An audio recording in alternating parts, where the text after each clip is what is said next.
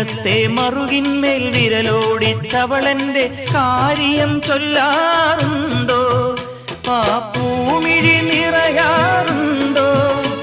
അവളമ്പിളിപ്പാൽ കുടം തൂവിയെന്നരികെ വരുമോ? നീലക്കുയിലെ ചൊല്ലു, മാരിക്കിളിയെ ചൊല്ലു, നീ എന്റെ മാരനെ കണ്ടോ? തങ്കത്തേരിൽ വന്നെൻ മാറിൽ പടരാനിന്നെൻ പുന്നാരത്തേൻ കുടം വരുമോ? മുത്തിച്ചുവപ്പിക്കാൻ കോരി